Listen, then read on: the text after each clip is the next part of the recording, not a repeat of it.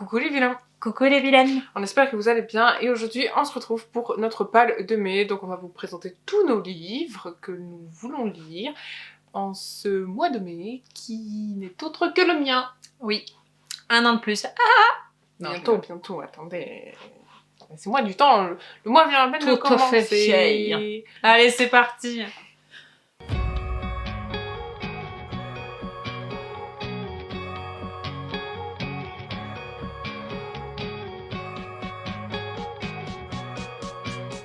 En avril, j'ai lu le 2e tome, j'ai voulu absolument lire le 3e, vous vous en doutez, et ce n'est autre que Un palais de cendres et de ruines de Sarah J. Maas aux éditions La Martinière, donc je pense que ce n'est pas une surprise.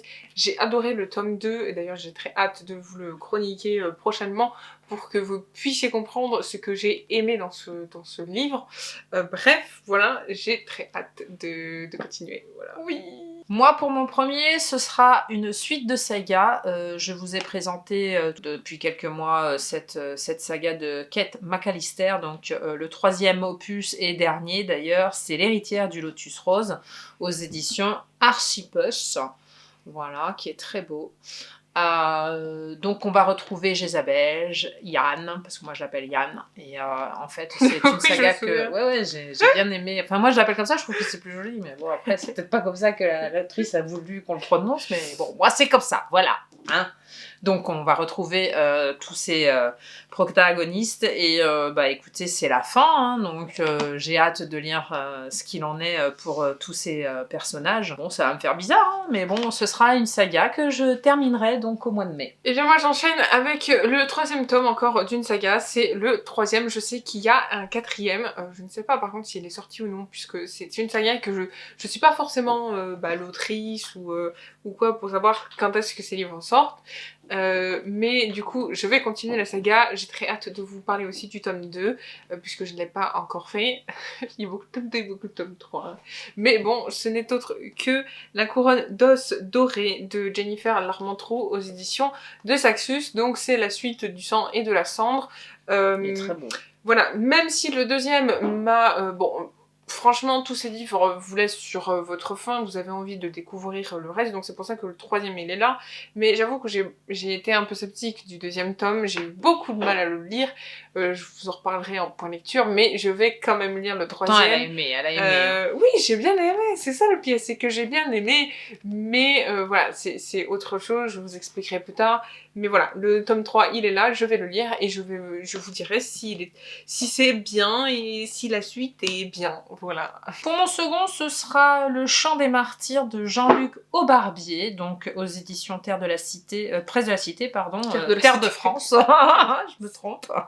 Il est très chouette. Donc là, apparemment, c'est l'histoire d'un écrivain qui va écrire sur Gilberte de Montartruc, la dernière châtelaine de son village d'adoption. Ça a l'air très intéressant, puisque là, il y a une petite phrase explicative, un secret qui verrouille les consciences, un village muré dans son silence, le roman d'une délivrance inspiré d'une histoire vraie. Donc ça a l'air très intéressant puisque cette personne apparemment pour les ans elle a collaboré avec l'ennemi pendant la Deuxième Guerre mondiale et pour les autres elle fut une résistante et une bienfaitrice. Donc il va falloir je suppose dénouer l'un ou l'autre et faire peut-être son propre avis, je n'en sais rien. En tout cas c'est une histoire qui a l'air intéressante et c'est un auteur que je ne connais pas, donc une plume à découvrir et je vous dirai ce que j'en pense. Pour ma part, vous savez notre amour pour cette autrice et voilà, elle a sorti son livre il n'y a pas si longtemps que ça et il me fallait absolument le découvrir puisque toi tu l'as déjà lu au mois d'avril et que moi je dois le lire au mois de mai puisque j'ai très hâte de le découvrir. Oui, moi il était pas dans ma palle, mais j'ai pas résisté. La tentation. Et voilà, je l'ai lu.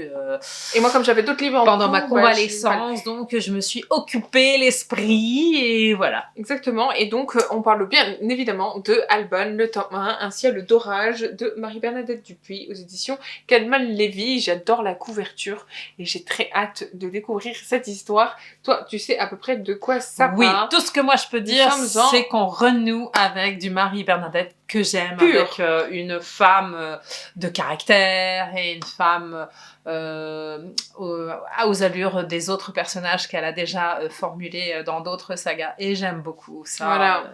C'est du Marie-Bernadette voilà. Tout craché. Pur, j'allais dire. Ouais, enfin, c'est ce qu'on aime. En tout cas, ça change de Victoire, la dernière saga qu'on avait lue. Et... Donc, moi, pour mon troisième, ce sera Cécile et les beaux jours de Éric Le Nabour chez Calman Lévy. Donc, c'est un auteur, encore une fois, que je ne connais pas, que je vais découvrir avec vous. Et ça parle donc d'une jeune fille, Cécile, qui grandit avec des femmes, donc sa mère, sa grand-mère. Et d'après ce que j'ai lu derrière, hein, bien sûr, je vais pas trop vous en dévoiler et pas trop m'en dévoiler non plus. Apparemment, celle-ci pose beaucoup de questions sur les hommes de cette famille auxquels elle n'a aucune réponse. Et donc, elle va voir sa mère, sa grand-mère, mais apparemment, c'est des questions un peu gênantes, a priori, d'après ce que je constate. Et donc, même sa grand-mère, avec qui elle pose trop de questions, va tout faire pour l'envoyer dans un internat, hein, pour pas qu'elle en pose trop. Donc, voilà, à un moment donné, apparemment, elle se révolte et elle fugue et elle débarque à Paris pour résolver toutes les questions. Ouais, c'est une quête d'identité dont elle a besoin. C'est un thème que j'aime beaucoup, hein, c'est des questions, c'est des quêtes de famille, donc voilà, j'aime tout ça et donc on verra bien. Je vous dirai si la plume de ce Éric Le Nabour m'a plu, si ça m'a bien captivé et je vous dirai tout ça quand je l'aurai lu. Dites-moi vous aussi si vous l'avez lu en commentaire et si vous connaissez cet auteur ou les autres qu'on vous présente. Ce sera avec plaisir que je vous lirai avec Vinciane. Moi pour le dernier, alors il n'était pas vraiment prévu au programme. Est-ce que je raconte l'histoire pourquoi il n'était pas prévu au programme? Bah, si tu veux. Alors, pour la petite anecdote, vous savez bien que nous, on prend des livres souvent à la bibliothèque, et en fait, moi, je me suis dit, j'ai envie de lire cette saga, on va dire, parce qu'il y a quand même 2 tomes. Et donc, en fait, il y a 2 tomes, et je me suis dit que j'allais leur demander à la bibliothèque s'ils peuvent me les prendre pour que je puisse les lire, puisqu'ils y étaient pas. Et j'avais absolument envie de découvrir l'auteur, puisqu'on le connaît par rapport à la saga Nevernight, que je n'ai pas encore lu personnellement. Mais du coup, j'ai L'Empire du Vampire de J. Christophe aux éditions de Saxus, voilà. Très beau. Et il est très gros. Il est très beau et très gros. Il est très beau et très gros, on va pas se mentir, il fait quand même plus de 800 pages. Donc j'ai de quoi me mettre sous la dent. Clairement. Il y a tout aussi. Tout un programme de 900 pages. C'est bon pour vous? Bon, voilà. Écoute, hein, entre Outlander et ça, elle est... En ce moment, je lis Outlander, pour ceux que ça intéresse, je lis Outlander, je l'ai bientôt terminé, voilà. Je ne dirai pas si je l'ai aimé ou non, je vous dirai ça en point lecture précisément, parce que j'ai beaucoup de choses à dire. Attention! Je pense que ce point lecture-là sera très grand, hein, voilà, il sera très long, parce que j'ai beaucoup de choses à dire, parce que je sais qu'il y a beaucoup d'entre vous qui ont lu la saga, notamment... toi, parce que c'est ta préférée.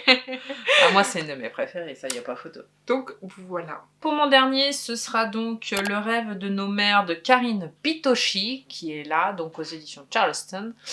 Charleston, oui, hein, je vous en mets pour ne pas changer, donc non, pour pas changer, mais bon, il y avait longtemps que j'en avais pas mis quand même, hein, soyons honnêtes.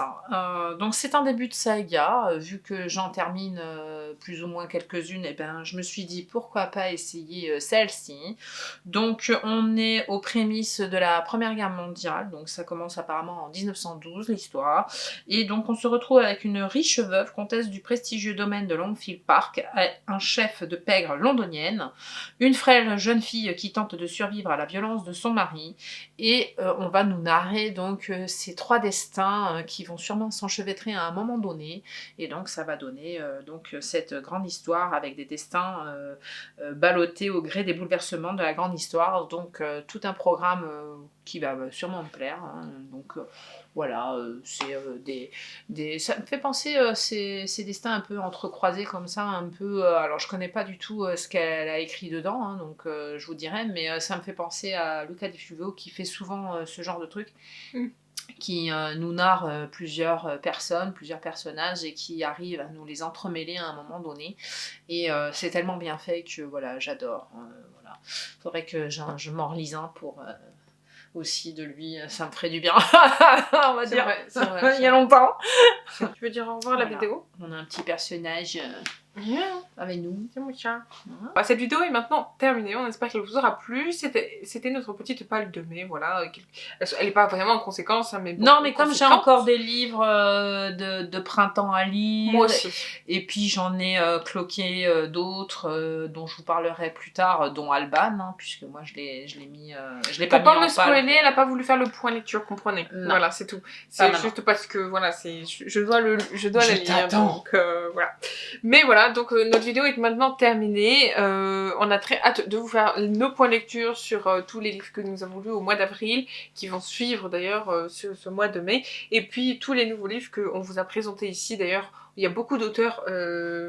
Enfin, pour ma part, il y en a qu'un seul que je connais pas, mais toi, il y a quand même beaucoup moi, il y en a deux que je connais pas, ça c'est sûr, là, ces deux-là. Là, donc c'est à découvrir. Voilà, c'est une découverte. Bon, n'hésitez pas à venir nous suivre sur nos réseaux sociaux, n'oubliez pas de liker cette vidéo.